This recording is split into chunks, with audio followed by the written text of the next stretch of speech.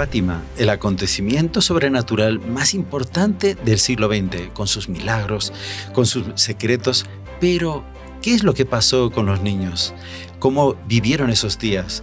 ¿Y sus familias? ¿Y sus vecinos? ¿Y Portugal? ¿Qué pasó durante los días de las apariciones de la Virgen? Toda esta historia solamente la conocerás si asistes a este podcast sobre la historia de las apariciones de Fátima. Conversando con los Caballeros de la Virgen, el podcast mariano. Salve María, un podcast más, un podcast mariano, un podcast para aumentar nuestra fe y devoción a la Santísima Virgen. Estamos en el mes de mayo, mes de las madres, mes de la Madre de las Madres, la Virgen de Fátima, que se aparece el 13 de mayo y continuamos con nuestro tema que dejamos con ganas, no solo a nuestros asistentes y a nuestros interlocutores de poder continuar hablando del tema. Dijeron, no conseguimos contar ni la mitad de los hechos. Entonces, nuevamente tenemos a nuestro queridísimo y conocidísimo Padre Manuel Rodríguez. Salve María, Padre. Salve María, hermano Cristian. Qué alegría estar aquí de nuevo. Sí, para terminar, porque es que no pudimos... Sí, no, me dijeron que no podíamos dejar así eso, tenemos que continuarlo. Así es, Padre. Y el hermano José Sánchez. Salve María a todos. Muchísimas gracias, Padre Manuel, hermano Cristian, por darnos este gusto de acompañarlos aquí, pues, para continuar esta bella historia que realmente si quisiéramos contar más detalles, más cositas, cosas muy fenomenales, muy interesantes, pero bueno, vamos a ver cómo nos trata el tiempo el día de hoy. Sí, así es. Simplemente. Bueno, contamos muchos hechos. Los que no han visto el podcast, les vamos a dejar el link en la descripción. La primera parte, las apariciones del ángel, la primera aparición, un poco de la mitad del relacionamiento con la persecución que recibieron los tres pastorcitos, que no conocemos totalmente esa historia. Y cada vez que nos adentramos y estudiamos nosotros mismos también nos impresionamos, ¿no? Porque hay mucho detalle, no solo de las apariciones propiamente de la Virgen, bonitos, que son maravillosos, pero también mucha cosa mala contra 3 niños y después contra la gente que sí tenía fe, devoción, que sentía esa gracia de atracción, Padre, ¿no? Entonces, hay una de las preguntas que hacen la gente es saber qué hacían en medio de toda esa persecución los papás de los pastorcitos, ¿no? Sí. Ellos, claro. ¿Cuál era su actitud? Porque imagínense, una persecución tan incisiva contra 3 niños. Sí, es muy curiosa las actitudes de los papás. Bueno, lo más curioso es ver, por ejemplo, Lucía. Empezaba por Lucía, que era la mayor, ¿no? Era la menor de todos los hermanitos, eran 8 hermanitos. Entonces el papá no se quería meter en líos. Él no quería problemas. Y cuando iba a ver, bueno, o sea, al principio, ¿no? Sobre todo, él decía, eso son cosas de mujeres, eso son discusiones de mujeres, y se iba, y no quería hablar. Cuando veía discutir a su esposa con Lucía. Pero él era más tendente a creer a Lucía, pero su mamá no. La mamá de Lucía era la que más, señora María Rosa, era de armas tomar y decía, yo no voy a permitir que una hija mía y la más pequeña sea la mentirosa, que mienta. Así que, y varias veces te contó, ¿verdad? Que la tomaba y aparte le decía, vas a confesar a todo el mundo aquí en la aldea que les has mentido y que era todo falso y tal. Y sí, era una persecución impresionante porque, digamos, el papá la reprendía y todo eso, pero pues así, dejaba que pasara la cosa. La mamá llegaba a castigarla físicamente, golpeando inclusive, todo eso. Y cuando, bueno, lo vamos a ver más adelante, pero pues cuando fue ya para la última aparición, que claro, estaba esa angustia de que qué iba a pasar ese día, de pronto los iban a matar, esas cosas, y ahí fue que la mamá le dice que cuando se levantan ese día 13 de octubre, ya la última aparición, es que ya le dice que vaya y se confiese, o sea, porque ella en el buen espíritu, pero pues porque iban a morir, porque era el tumulto y era la zozobra de la mentira, porque era un engaño, entonces iba a llegar allá, todo el mundo se iba a dar cuenta de que era un engaño, exactamente, entre comillas, pero era lo que la mamá se creía, y que los iban a matar, entonces que por lo menos se confesase para que muriese bien. O sea, la cosa era tensa, pero tensa en el sentido de que la mamá era incrédula en cuanto a todo esto, ¿no? No creía nada. Sí. Bueno, y después están los papás de Francisco y Jacinta, ¿no? El tío Marto y la tía Olimpia.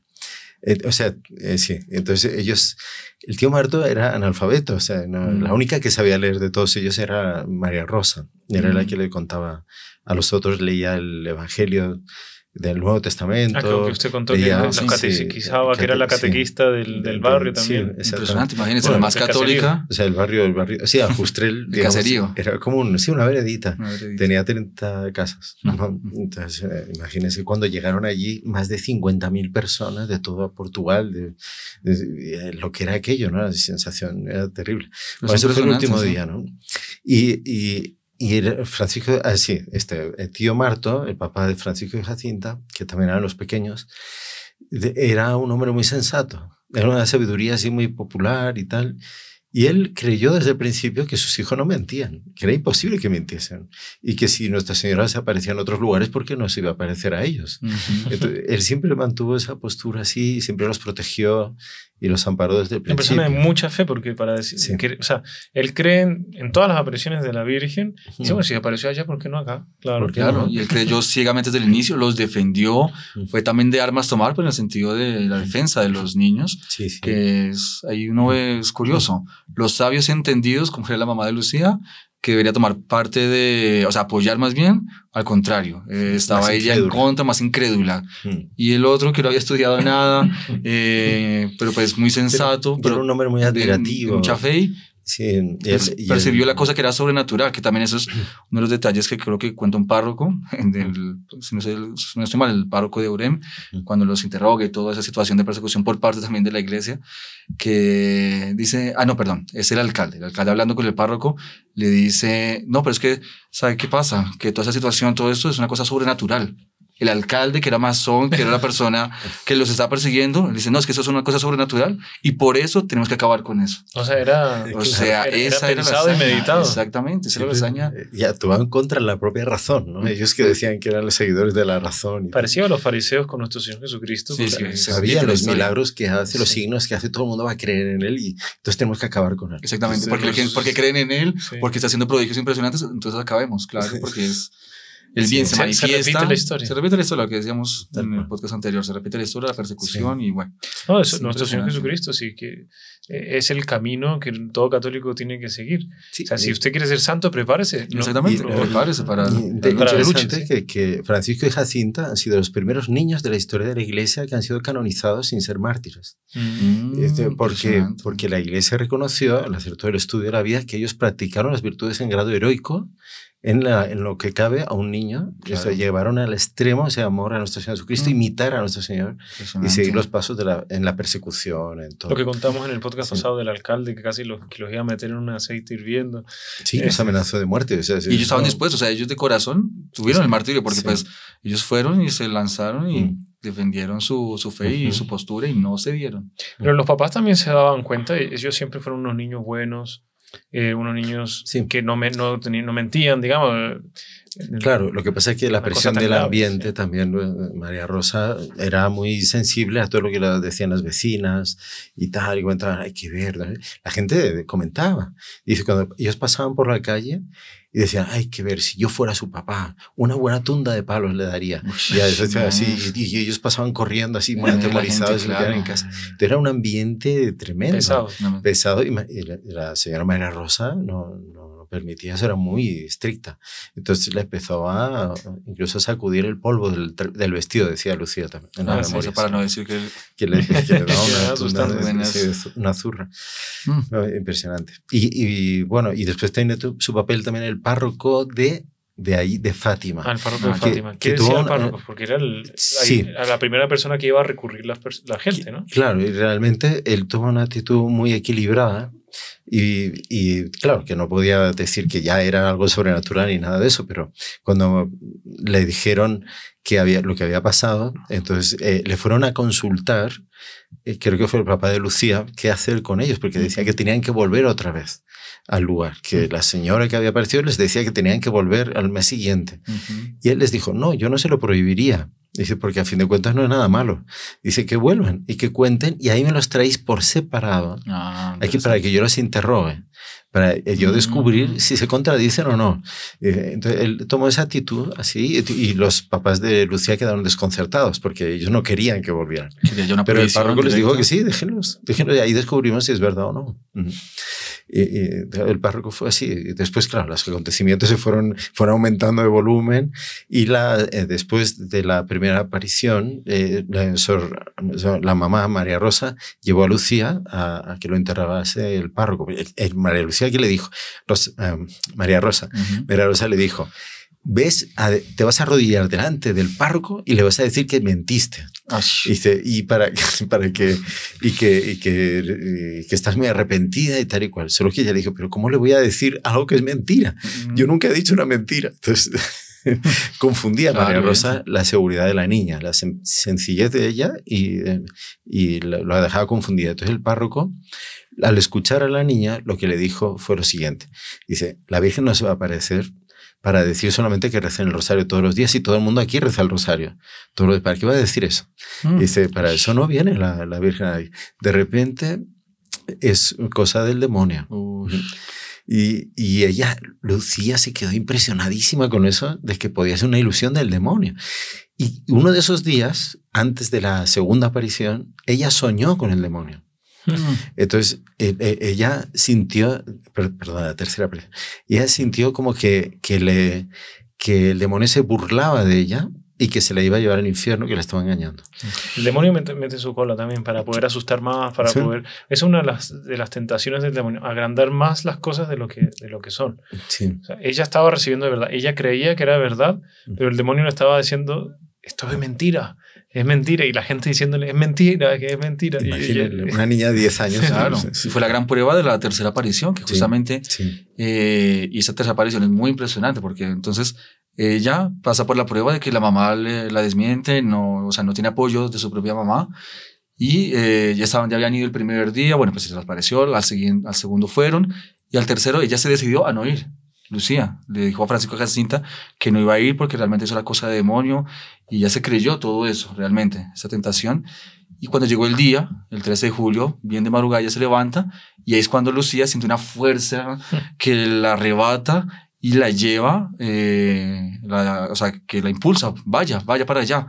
Y es tanto la fuerza que ella, claro, se levante, y había tomado la decisión y les había dicho a ellos dos que no iba a ir. Y cuando ella se levanta, llega a la casa de ellos y les pregunta, bueno, ¿qué hacéis ahí esperando? ¿Qué estáis haciendo? Y estaban los dos arrodillados, llorando y rezando para que Lucía fuera para que se convirtiera, por así decirlo. Y ahí cuando la ven, estamos aquí rezando y pidiendo. Y ahí no, vamos que tenemos que ir al lugar de las apariciones. Y ahí es cuando, ahí se levantan y salen para Cobadiría, y llegando allá empiezan a sentir los fenómenos, que era justamente el sol que se empieza a apagar, la brisa, el relámpago, y ahí es cuando llega Nuestra Señora, se les presenta, y en esa aparición es cuando se da la manifestación del infierno para ellos. Es una prueba difícil que ellos tuvieron que pasar, claro, Lucía lo superó, fue fiel a la voz de la gracia al final, pero si no hubieran ido, pues, en fin, esto no... Ahí vienen las palabras de Nuestra Señora que son impresionantes, ¿no? Primero es al respecto de la guerra, que si los hombres no se convierten, entonces vendrá una guerra peor, y ella misma dice que vendrá en el reinado de Pío XI, da detalles así exactos, específicos, y ahí también pide la consagración de Rusia. Bueno, son los detalles que ya se han hablado. El secreto ya. El secreto propiamente, pero que es muy impresionante, y justo fue en medio de esa tribulación de Lucía, y ahí es cuando ella, pues Nuestra Señora también abre las manos, y ahí se ve el infierno, que son llamas de fuego, pero son llamaradas de fuego que parecían olas. Entonces imagínense la llamarada tan densa, tan fuerte que era, y mezclada con los pobres pecadores que se van al infierno, que dice Nuestra Señora, la expresión que ella utiliza, de los precitos, de los condenados. y ahí ellos quedan horrorizados viendo esa mezcla de fuego, gritos, que ellos dicen que parecían carbones, un carbón negro, oscuro, porque parecían carbones transparentes. Entonces una cosa así... Un católico no puede decir que el infierno no existe. Primero porque nuestro Señor Jesucristo lo repite un montón de veces en el Nuevo Testamento 14 veces. 14 veces. Nuestro Señor. Sí. Y en el Antiguo Testamento otras tantas. O sea, la Sagrada Escritura de un católico tiene que creer en es una verdad de fe, sí. Es una verdad de fe. Por eso también se dice que Fátima es una confirmación del dogma, justamente porque pues aquí se ve, o sea, confirmando la existencia del infierno, bueno, y todo lo que se va narrando, pues justamente es muy... no va nada contra la fe. Lo está resaltando y incentivando. Curioso, para volver a la historia propiamente de la aparición, porque el secreto del mensaje yo creo que no es tanto el tema. Claro, no. Porque si entramos por ahí, es otro podcast, no entramos, sí, mucha cosa.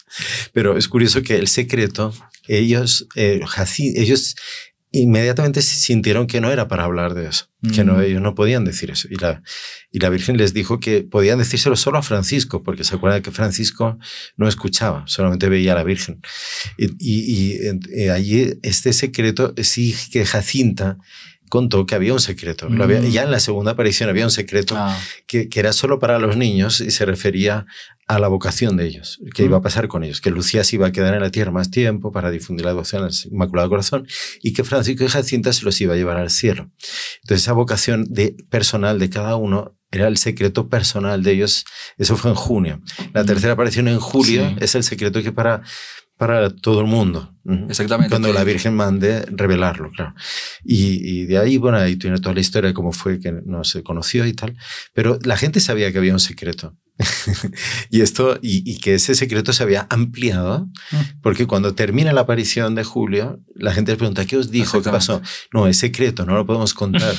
Inmediatamente la cosa corrió y llegó a oídos de la masonería. Ahí es que empieza la cosa del secreto. Y ahí es cuando planean secuestrarlos en agosto, porque les mandan la orden de que tienen que parar con eso. Realmente el secreto de Fátima es un mensaje para el mundo que tenía que ser revelado en determinado momento.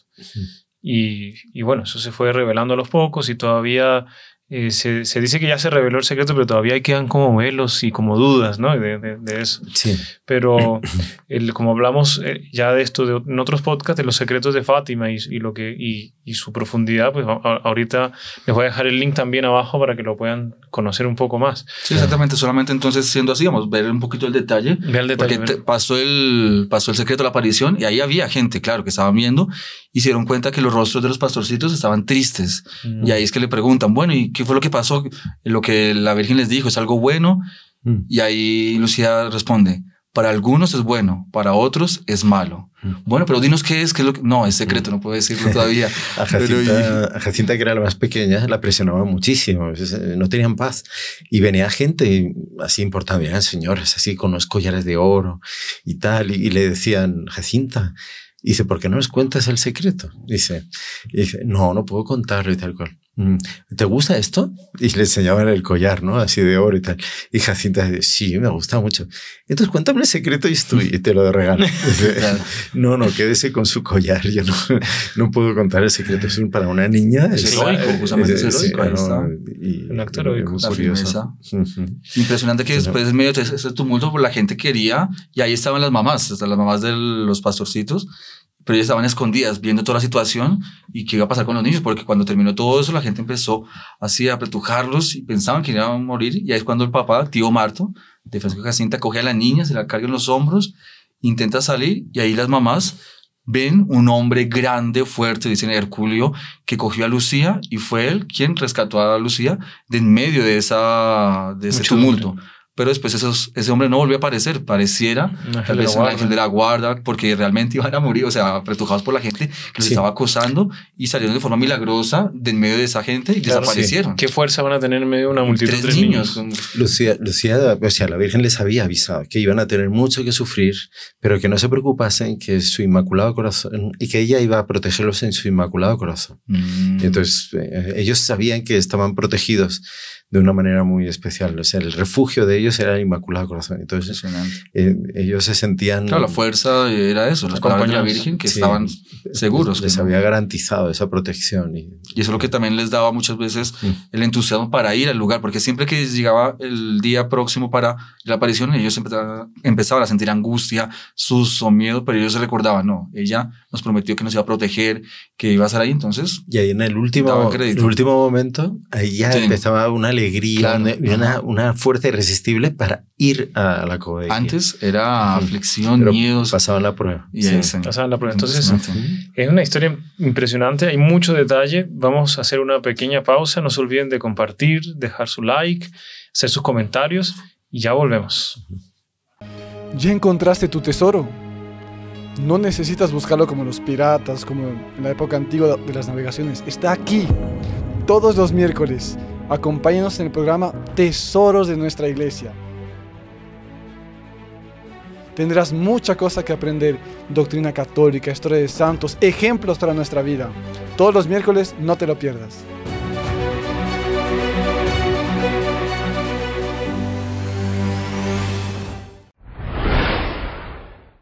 Bueno, continuamos, padre, con este tema tan maravilloso. Los pastorcitos, ellos tenían esta ya fama de santidad en su vida. Sí, sobre todo, digamos, en la aparición de Julio, cuando ellos van al infierno, ellos ya estaban rezando desde la época del ángel por los pecadores. Y ellos ofrecían sacrificio por los pecadores, pero a partir de Julio realmente ellos intensifican eso y buscan nuevas maneras de ofrecer sacrificios. Entonces son cosas conmovedoras. En 3 niños, ¿cómo era posible que ellos pudieran ofrecer tantos sacrificios?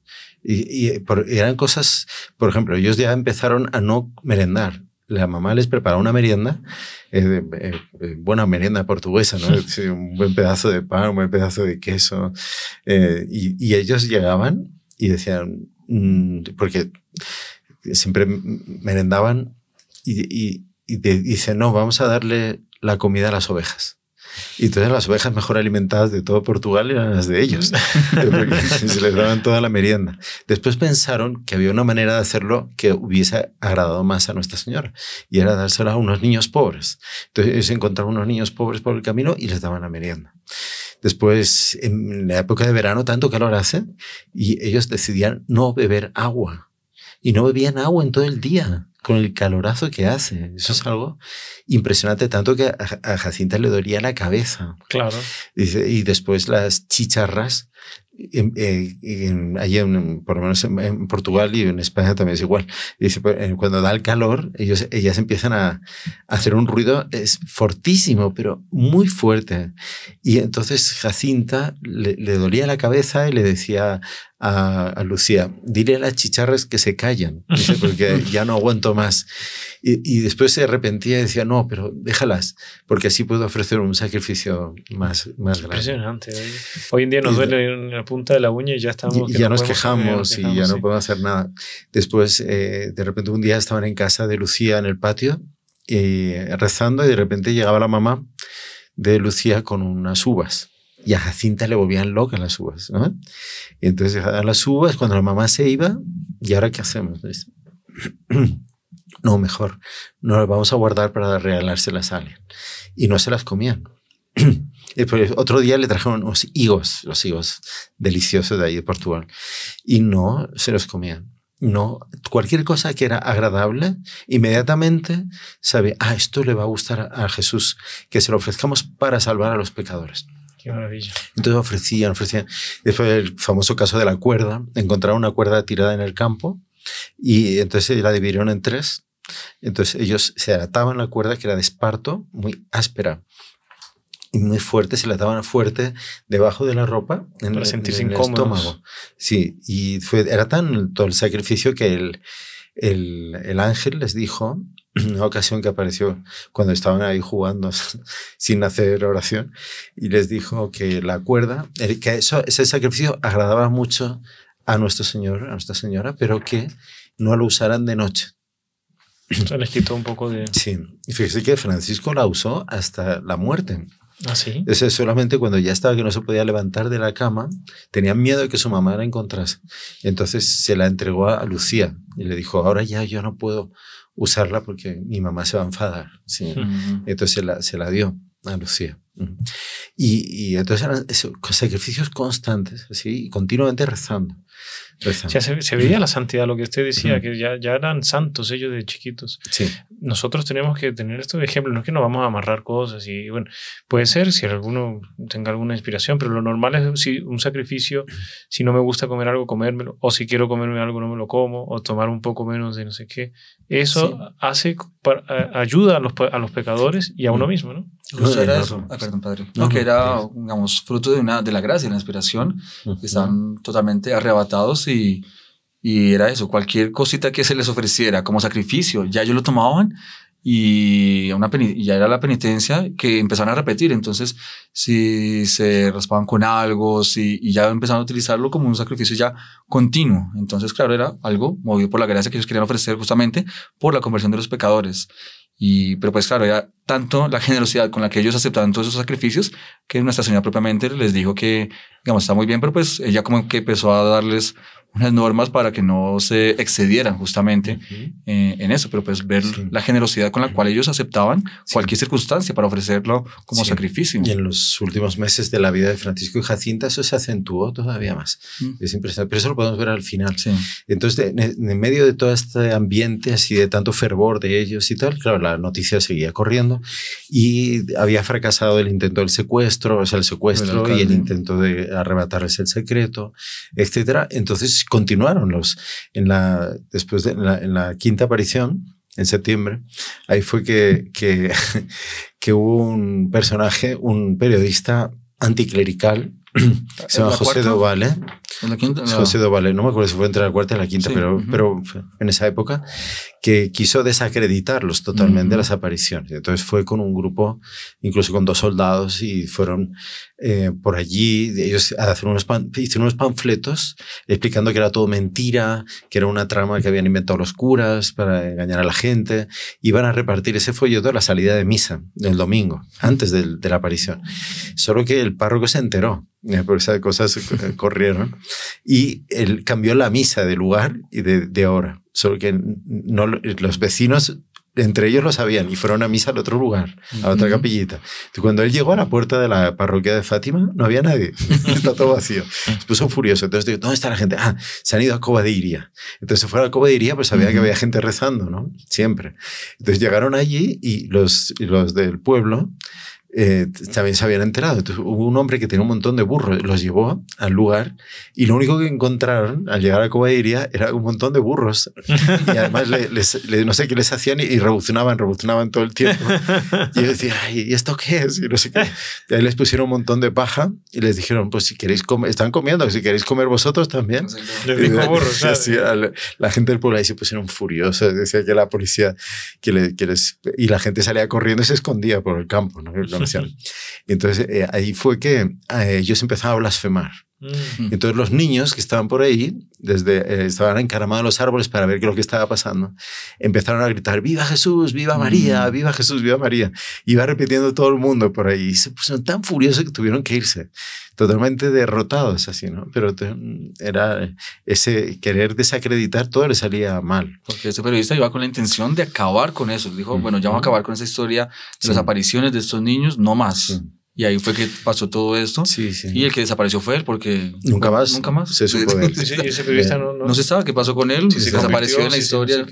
Parece que no se convirtió, pero para ver la hazaña contra los niños, contra las apariciones, ya voy adelantando un poquito, que ya es el final, cuando la iglesia por fin, después de 4 o 5 años, reconoció oficialmente las apariciones de Fátima y dio autorización para que se den peregrinaciones oficiales, bueno, en el año 1921.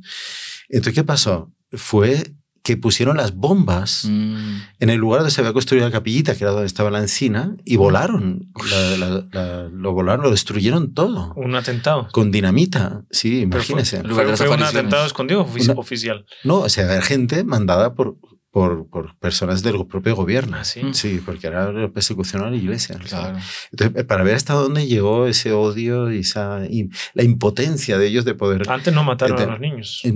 No, porque bueno, Lucía porque salió de Portugal y los niños, porque la misión de ellos era morir sacrificándose por una enfermedad, ¿no? Pero ahí nos hemos adelantado un poquito, pero es para que la gente sepa hasta dónde llegaba el odio del mal y del demonio. Contra... Lo que los niños tuvieron que enfrentar y ellos valientemente enfrentaron y la protección firmes frente a todo eso. Y la protección de Nuestra Señora que los fue sacando de todas las situaciones y apuros y bueno. ¿Cuál fue el hecho que ya confirmó las apariciones y que ya no aparecían más estos periodistas a molestar? O sea, que ya todo el mundo creyó. ¿Qué pasaba? Es que ya era la fe de la gente. O sea, ellos no podían enfrentar esa ola de fe de gente continuamente que llegaba caminando desde todo Portugal, haciendo un sacrificio impresionante y los milagros que ocurrían, y siguen ocurriendo en Fátima, de curaciones, de todo. Entonces, claro, ¿qué van a hacer contra eso? Claro. No pueden matar a todo el mundo, ¿no? Lo que justamente pasó también en agosto, después también de la persecución del alcalde, que contamos en el podcast anterior, fue eso, como ellos no llegaron, o sea, estaba marcada la fecha de la aparición, los niños no llegaron, pero llegó la gente. Y vieron la nubecita, que el sol se oscureció y tal, pero la nubecita se fue. Y ellos se dieron cuenta que era porque los niños no estaban ahí presentes. Entonces ahí el pueblo que estaba presente, que quería ver el acontecimiento, que siempre los acompañaba y que cada vez era más, ahí es que se llenaron de rabia y fueron, por así decirlo, al rescate de los niños y dijeron, vamos a acabar con el regidor, vamos a acabarlo, ¿cierto? Y ellos pensaban también que el párroco tenía que ver con el secuestro de los niños, entonces querían acabar con los dos y la intención de ellos era matarlos. O sea, era haberse levantado y se fueron así llenos de rabia. Y ahí es que el tío Marto, pues, él también antes tenía como que esa intención y estaba tomado ese ímpetu. Pero pues ahí se dio cuenta. Serán sus hijos. A sus hijos, exactamente, tenía que defenderlos, ¿no? Claro. Ya han desaparecido, ya llevan 3 días en esa o más. Secuestrados. Y nadie sabía, le preguntaban a él que dónde estaban los niños, él tampoco sabía responder, dice que se los llevaron para un lugar, para otro, los están interrogando, no sé qué están haciendo. Y entonces ahí el pueblo se levanta en masa y se van. Y ahí es un levantamiento. Y entonces ahí es que tío Marto los calma un poquito y no, calma, vamos a ver la situación. Y ahí es que en medio de la gente los ven que los niños están jugando ahí en la terraza se llama la casa del alcalde. Bueno, ahí los ven jugando, ahí están. Y en cuestión de segundos ya el tío Marto estaba ya con la niña, con Jacinta, la había cargado, la estaba bañando en lágrimas pues de la alegría de volverlos a encontrar, ¿cierto? Y bueno, es él quien como que salva la patria, por así decirlo, tío Marto, porque la gente estaba con palos ya esperando que el alcalde saliera para acabar con él. Y ahí entonces el tío Marto con los niños sale acompañando al alcalde para que los niños sean los que digan que no les hicieron nada, que están tranquilos. Que están tío Marto porque son los relatos de Lucía, ¿no? Sí, exactamente. Los relatos entonces ella porque el papá de Jacinta y Francisco. Pero todo el mundo lo llama a tío Marto. Conocido como el tío Marto. Entonces ahí salen, ahí los niños salen en medio de la gente, no le hacen al alcalde, al párroco también pues... el tío Marto sale diciendo... pues defendiendo pues que no, todo fue una confusión, el párroco no, él también estaba queriendo ayudarles y tal. Y el alcalde desde la ventana sale confirmando, diciendo, sí, no, lo que él está diciendo es verdad, por favor, esto fue confusión, tranquilos, no pasó nada, los niños están bien. Y bueno, los niños salen en medio del tumulto y se van para sus casas. Y ahí después de eso, que ellos van a misa, justamente, pues ya es el 19 de agosto, que es cuando ya van a misa y también empiezan a sentir la atmósfera que se va preparando para la aparición, como era normalmente la aparición de Nuestra Señora. Y es cuando llega, a Nuestra Señora se les aparece, el 19 de agosto se corrió esa fecha, no fue el 13 esa vez. Sí, no se sabe exactamente si fue pues, bueno, 17, 18, 19, no. Sí, fueron a asistir misas ese día, ese domingo, fue un domingo exactamente. Ahí fueron, ahí Nuestra Señora se aparece, ¿qué queréis de mí? Que lo que Lucía siempre le preguntaba, ¿no? Que vengáis aquí el 13 de cada mes, que sigáis rezando el rosario y tal. Sí. Pero ahí es bonito que un hecho que sea interesante que es, después de que ella se va, ellos cogen unas ramitas que están ahí de la encina, unas flores, para llevársela a la mamá de Lucía, si no estoy mal, para que ella diese fe en las apariciones. Sí. Entonces ahí ellos llevan esas flores. Es que la aparición no fue en Covadiría. O sea, fue en los Baliños. Es en Baliños, es más cerca del Justrel, mucho más cerca. Bueno, para que de allá, que conocí España, Portugal. Entonces, exactamente, ahí de Baliños. Entonces ellos llevan esas ramitas Y cuando llegan donde la mamá de Lucía, se las presentan, y ella las huele.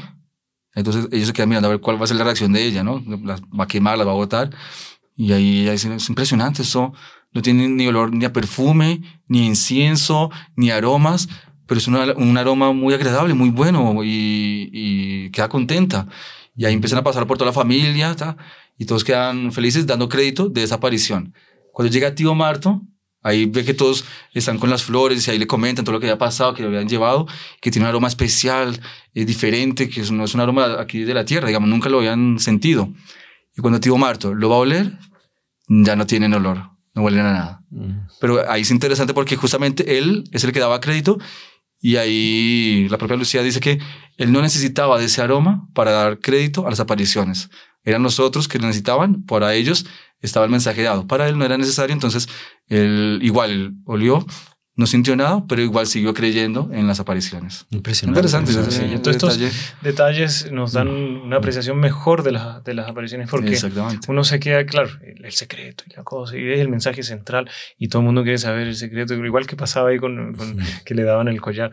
Pero hay que ver la historia en su conjunto. Todo esto fortalece y da crédito a la historia. Al hecho. Sí, y después llegamos a la última aparición, que es la que la Virgen había prometido hacer un gran milagro para que todo el mundo creyera. Sí. Y entonces es la espera, lo que contó antes el hermano José, que la gente, que la mamá, las familias pensaban que iban a morir, sobre todo la mamá de Lucía pensaba que iban a morir porque como no iba a haber milagros, ellos pensaban eso, entonces les iban a matar, ¿no? Tenían certeza de que no iba a haber milagro, tenían fe en que no iba a haber milagro. Antes y todo eso. Bueno, entonces, pero Lucía iba bien tranquila, ella sabía que iba a haber milagro, y fue el milagro. Estaban seguros, estaban decididos. El gran milagro, este es el gran milagro de Fátima. Sí, se calcula que había una multitud ya de entre 50.000 y 70.000 personas en la Cova de Iría. Y después se encuentran los testimonios de... Que para esa época en Europa estar en un solo local... No, y en aquel lugar, en un lugar perdido. En ya hoy en día es una multitud, pero en esa época era más todavía. No, que no había las carreteres que hay hoy en día, los medios de comunicación para llegar allí. Lo que apareció fue lluvia, fue no, todo... No había lugar para alojarse, no había exactamente, nada. No había... Es un descampado, un campo. Y ahí dice, todo lo que era alrededor de la zona quedó vacío y todo quedó concentrado en ese lugar. Y los medios de publicación llegaron a filmar todo y bueno. Pero hay testigos documentados de hasta más de 40 kilómetros de distancia que asistieron también al milagro del sol. Estando a 40 kilómetros de distancia. Sí, aldeas enteras. 40 kilómetros, sí, es enorme. Que los, en la época hubo sacerdotes que recorrieron todos los lugares alrededor buscando testigos que contasen. Y a ver, era el municipio entero. Todo el mundo salió a la calle a ver el milagro. Empezó el sol. Todo el mundo salía, pero es lejísimo de allí. Y todo el mundo se fue corriendo a la iglesia pensando que era el fin del mundo. Claro. No sé por qué.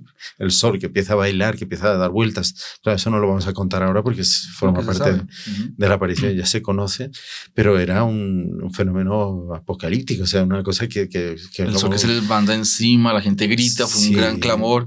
Claro, y entonces era la señal, era el milagro.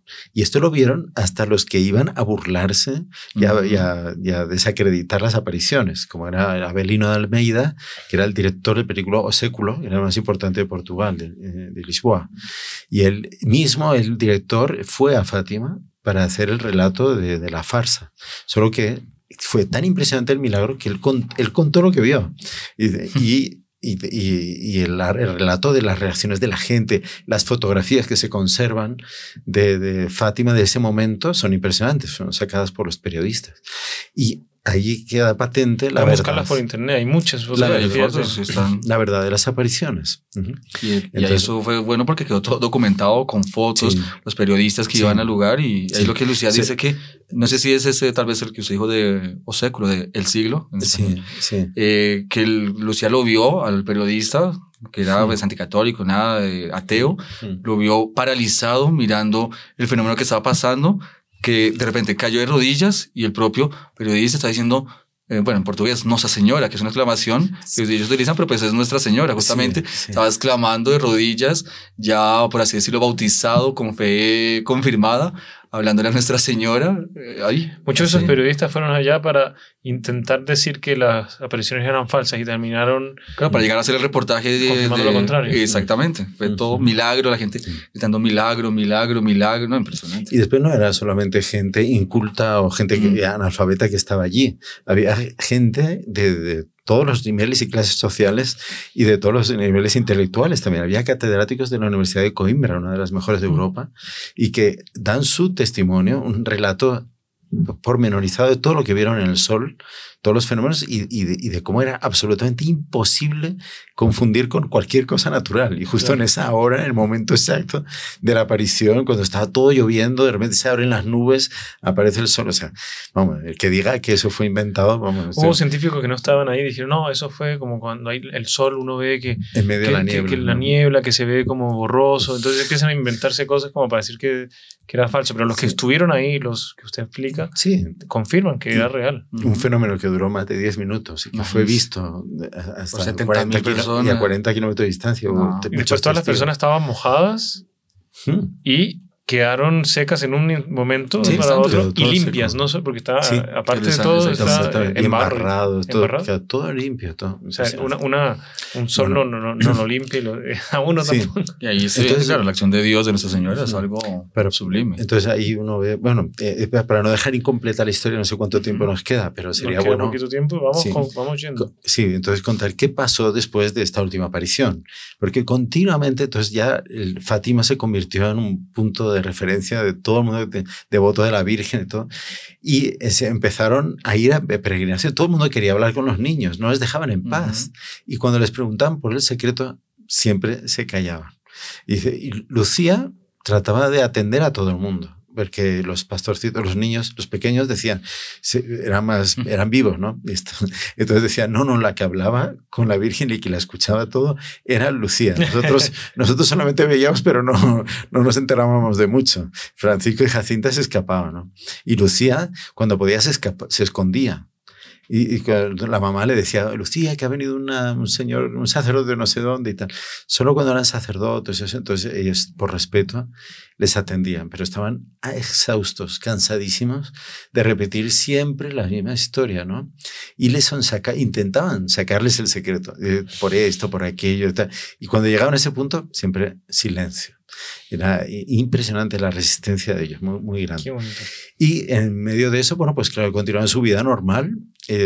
Ellos, digamos, Francisco y Jacinta continuaban su preparación para la primera comunión, pero Francisco no conseguía aprenderse bien el catecismo.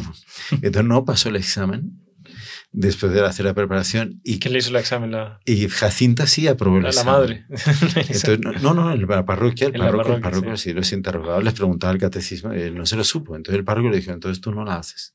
Imagine, ¿no? Ellos habían hecho la primera comunión con el ángel, pero ellos tenían un deseo inmenso de comulgar. Entonces, el día de la primera comunión de Jacinta, Francisco se quedó fuera de la parroquia y lloraba. No quiso entrar porque dijo que no aguantaba. De dolor de no poder comulgar.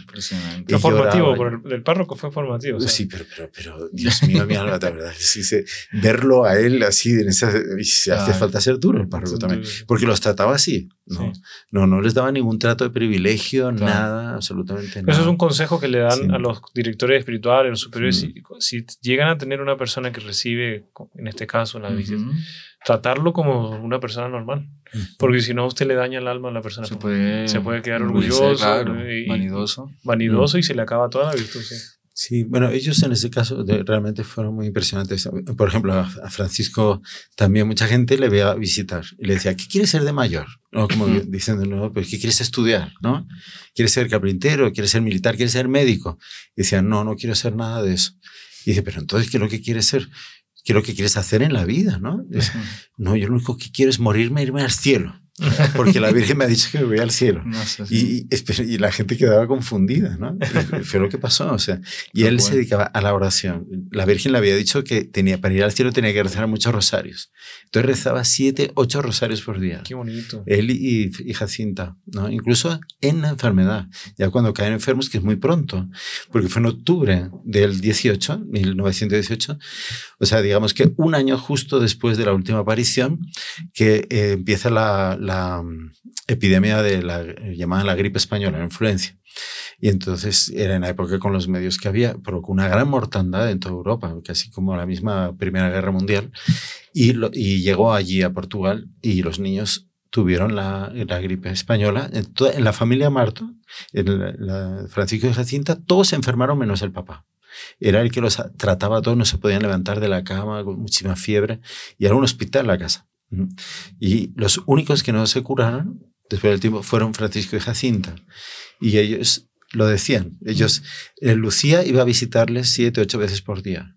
Y pasaba hablando con ellos en la habitación de Francisco y la habitación de Jacinta, es que toda la casita es súper chiquita, ¿no? Pero la de Francisco un poquito más grande. La de Jacinta, que estaba ahí con las hermanitas, era una habitación, vamos, más pequeña que el estudio aquí. Sí. Y entonces... Ese estudio es grande.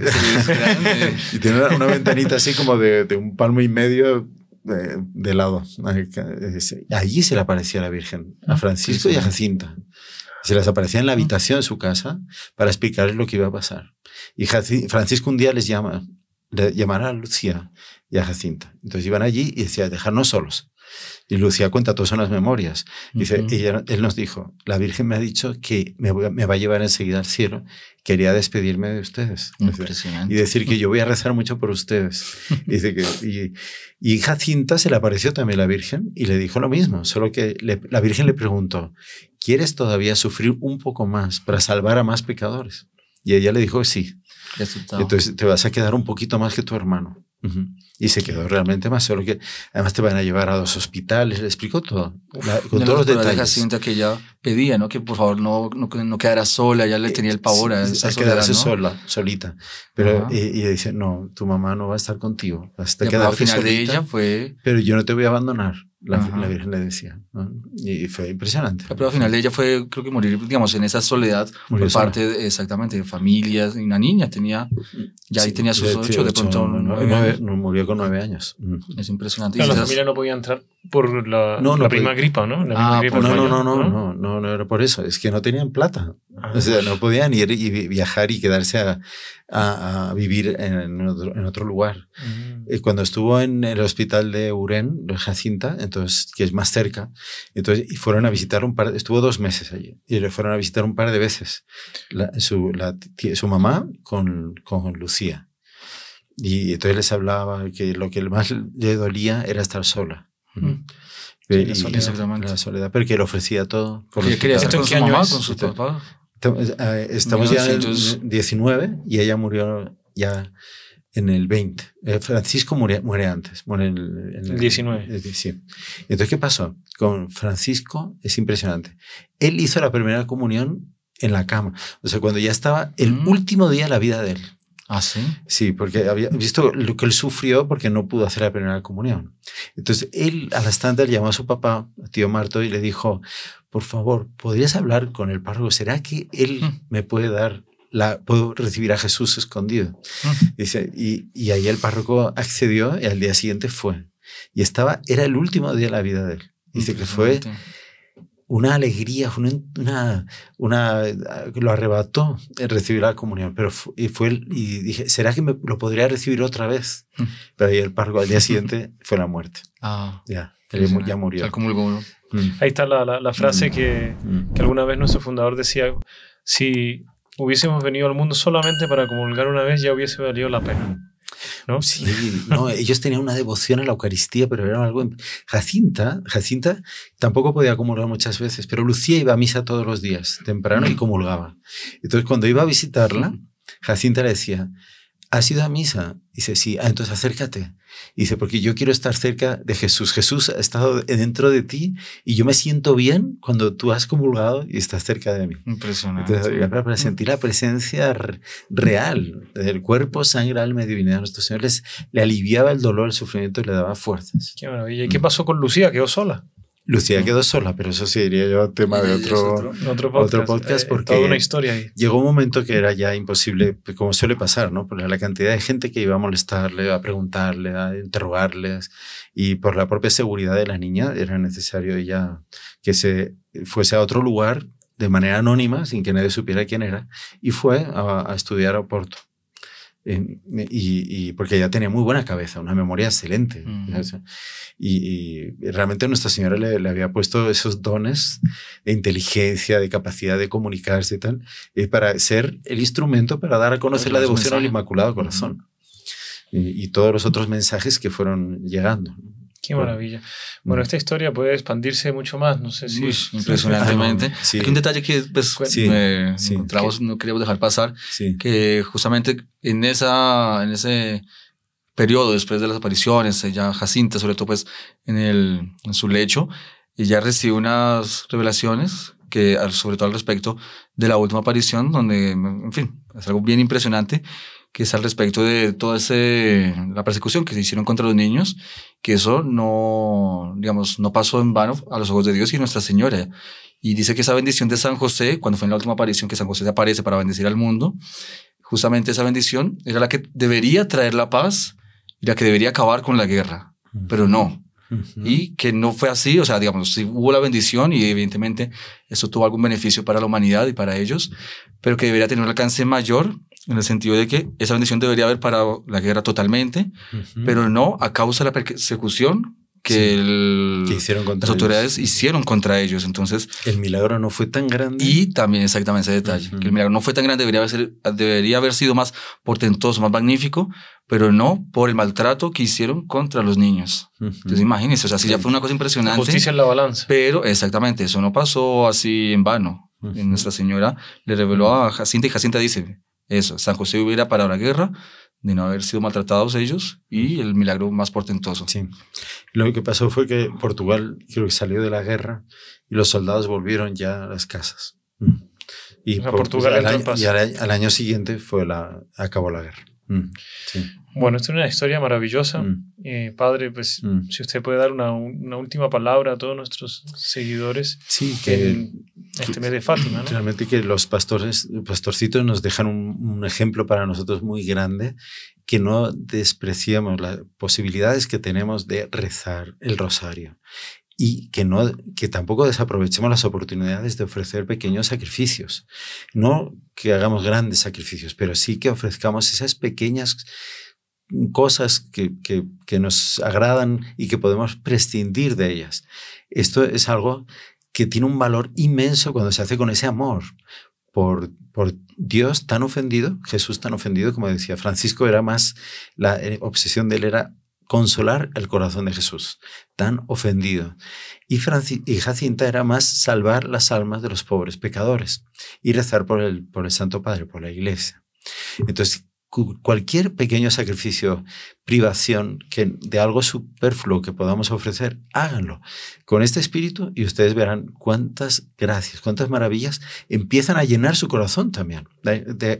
Porque Nuestra Señora no se deja ganar en generosidad. Cuando uno es generoso en ofrecerle sacrificios y oraciones, ella empieza a dar sus dones y gracias al alma y le va a permitir subir muchísimo en la vida espiritual, en la santidad. Muchísimas gracias, Padre. Muchísimas gracias, hermano José. Pues los invitamos a ver el podcast de las apariciones de Fátima que ya realizamos. Les voy a dejar el link en la descripción. Tienen que verlo porque esto es un complemento de todo el resto para poder amar más este mensaje y poder ser fiel a todo lo que la Virgen nos pide, ¿no? Pues, Padre, ¿se puede dar una bendición final? Claro, es que para todos los oyentes aquí del podcast y de seguidores de los Caballeros de la Virgen, de los Hermanos del Evangelio, todos, la bendición. En el nombre del Padre, del Hijo y del Espíritu Santo. Amén. Salve María. Salve María. Salve María.